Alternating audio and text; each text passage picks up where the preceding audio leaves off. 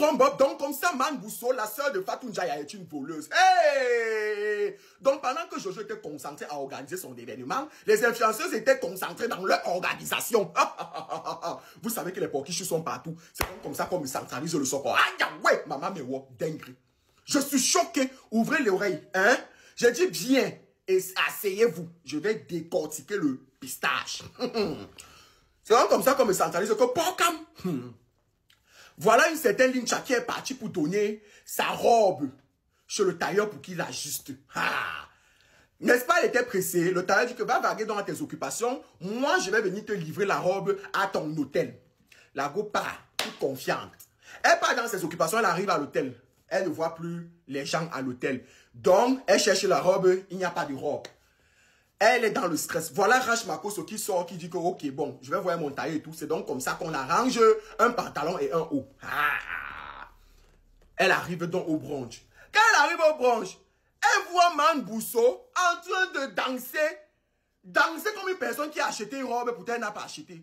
Elle dit que, hey, ma robe fait quoi sur Man Bousso? Hey, je ne peux pas laisser.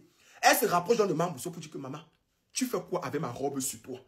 Man Bousso dit que ce n'est pas ta robe. J'ai acheté la robe ici. Je calisse quoi. Hey, la fille a dit que jamais de la vie. Jamais de la vie. Ça, c'est ma robe. Comme c'était l'événement de Jojo, c'était le brunch et tout, elle n'a pas voulu gâter. Elle a dit que bon, comme on est dans le même hôtel, hein, on va donc rentrer, gérer ça à l'hôtel. Voilà donc le soir arrive. N'est-ce pas? Quelle que soit la durée de la journée, la nuit finit toujours par apparaître. Voilà donc qu'elles arrivent à l'hôtel. À l'hôtel dit que je ne laisse pas. Donne-moi ma robe. Man Bousso dit que non.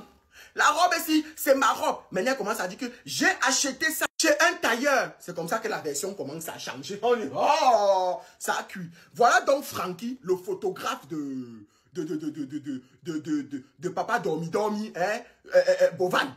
Qui dit que ouais, pardon, qu'est-ce qui se passe? Moumi est aussi de son côté. Que ouais, la fille dit que je ne laisse pas. Voilà donc l'autre qui crie. Elle dit que mince, qu'est-ce qui se passe? Il y avait donc une donatrice qui vit en France là, qui était là, qui a l'habitude d'envoyer les cadeaux. C'est en France, au Canada, aux États-Unis. En tout cas, ce qui est sur ses mains. Donc, elle commence à dire que wow, ça va dans tous les sens. Voilà Moumi qui dit qu'on ne peut pas laisser, disons les vérités.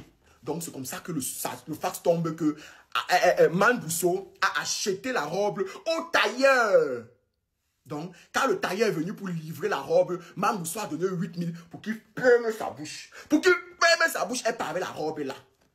Ça a d'abord commencé que j'ai payé ça aussi. J'ai payé ça aussi. Finalement, la vérité est tombée. Jusqu'à Man Bousso est resté avec la robe là. Man Bousso, tu ne fais que poster la robe là sur ton compte. Avec tous les habits que Fatou ne veut que nous montrer là. Tu ne pouvais pas prendre un habit là-bas chez Fatou. Toi là, je vais te convoquer au tribunal du Soko. Tu vas nous expliquer la paire de la robe là. Et apparemment, toi et Donon et... je ne parle pas. Ça, c'est un Soko que je garde encore pour moi. Bye. Bonne santé. Depuis quelques heures, les gens veulent accuser Man Bousso d'avoir volé une robe au Bénin lors de l'anniversaire de Jojo. Je vais essayer de vous raconter cette histoire et vous allez me dire si c'est réellement vol ou pas. Parce que moi, ça me dépasse cette histoire. Selon ce qui se raconte sur TikTok actuellement, quelques heures avant le brunch de Jojo, toutes les filles devaient se mettre en blanc. Donc, il y a une Camerounaise parmi les filles, parmi les invités, qui avait sa robe blanche, mais il y avait des ajustements à faire. Donc, elle est descendue en bas de leur immeuble. Il y avait un tailleur. Elle a laissé la robe pour que le tailleur puisse ajuster. Et elle voulait attendre, mais le tailleur lui a dit qu'à aller à ses occupations. Et quand il allait finir, il allait monter, lui donner sa robe. Donc, c'est dans ça qu'elle allait faire ses coups, c'est tout. Et le tailleur, quelques heures après, le tailleur est monté pour lui donner sa robe. Arrivé en haut là-bas, le tailleur est parti directement là où logeaient les Man Bousso et tout. Le tailleur a essayé de demander s'il y avait une fille qui attendait sa robe. Donc les filles, elles ont dit que non, qu'elles n'ont pas donné de robe pour ajuster. Donc, en partant, Man Bousso lui a demandé s'il vendait la robe. Le tailleur n'a pas hésité, il a dit que lui vend la robe. Et Man Bousso lui a donné à 8000 et lui, il a donné la robe à Man Bousso. La fille camerounaise, après avoir fini de faire ses courses, elle monte chercher sa robe. Elle a pensé que le tailleur avait déposé. Elle monte chercher sa robe. Il n'y a pas de robe. Donc, dans la panique et dans la précipitation, Rach Makoso l'a accompagnée sur son styliste. C'est là-bas qu'ils ont pu lui faire un pantalon. Et elle a accompagné d'un haut. Et elle s'est rendue au brunch. Arrivée au brunch, à sa grande surprise, elle voit sa robe qu'elle cherchait sur Man Bousso. Donc, elle s'approche de Man Bousso. Puis elle lui demande, ah ma chérie, la robe que tu as portée là, c'est ma robe. où tu as eu la robe là. Mambousso dit que elle a payé ça chez Calistor.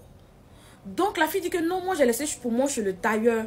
Donc dans Bavada, chez ça, Mambousso lui a dit que elle a payé ça chez le tailleur en bas à 8000 francs CFA.